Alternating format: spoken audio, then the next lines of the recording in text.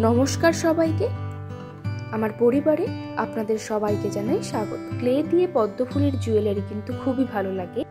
আজকে আমি আপনাদেরকে একটি পদ্ম ফুল বানিয়ে দেখাবো। জিন আর হার্ডনাটটাকে মিক্সড করে নিয়েছি। এরপরে আমি কাটারের সাহায্যে ছোট ছোট বল করে নিলাম।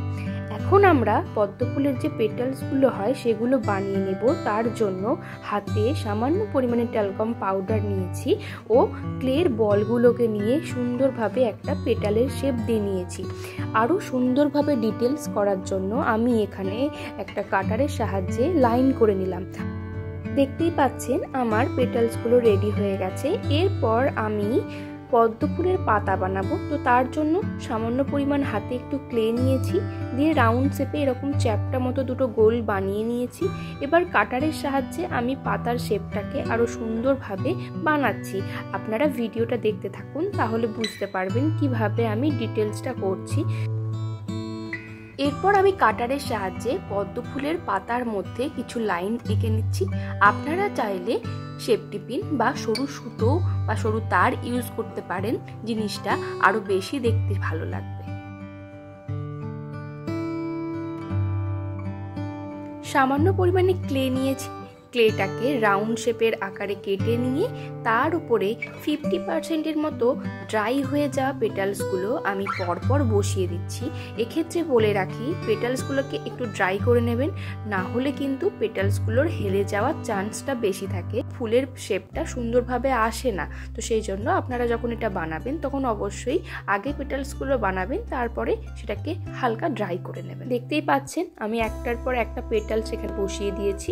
এরপর পদ্ম ফুলের মাঝে কুড়ির অংশটি থাকে, সেটাকে আমি একটি খালি রিফিল পেনের সাহায্যে সুন্দরভাবে ডট ডট করে দিচ্ছি। জিনিসটা কিন্তু দেখতে আরো বেশি ভালো লাগে। দেখতেই পাচ্ছেন এখানে আমার ক্লে পদ্ম ফুলটি কিন্তু একদম রেডি হয়ে গেছে। এরপর এটাকে আমি শুকিয়ে নেব, তারপরে আমি কালার করব।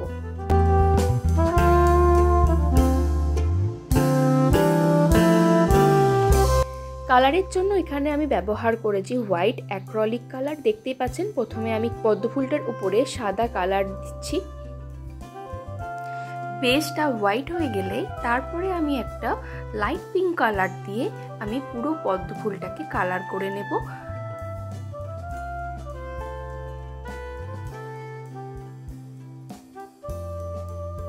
এরপর ডার্ক পিঙ্ক কালার দিয়ে আমি আরো ডিটেলস ভাবে ফ্লাওয়ারটিকে কালার করে নিচ্ছি, যাতে ফুলটাকে একদম রিয়েলিস্টিক দেখতে লাগে।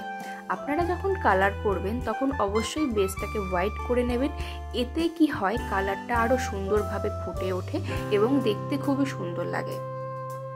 এরপর আমি ফুলের মাঝখানের পোর্শনটিকে লেমন ইয়েলো কালার দিচ্ছি। দেখতে পাচ্ছেন আপনারা।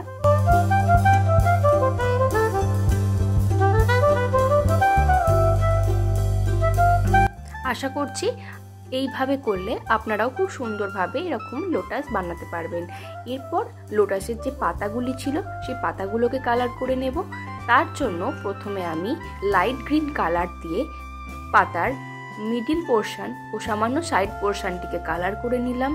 এরপর ডার্ক গ্রিন কালার দিয়ে আমি ডুয়াল টোনের একটি শেড বানাচ্ছি, যাতে পাতাটা একদম রিয়েলিস্টিক দেখতে লাগে এবং খুবই ভালো লাগে দেখতে। দেখতেই পাচ্ছেন এখানে আমার পাতাগুলি অলমোস্ট কালার হয়ে গেছে। কালারটি পুরোপুরি ড্রাই হয়ে গেলে এরপর আমি ভার্নিশ করে নেব।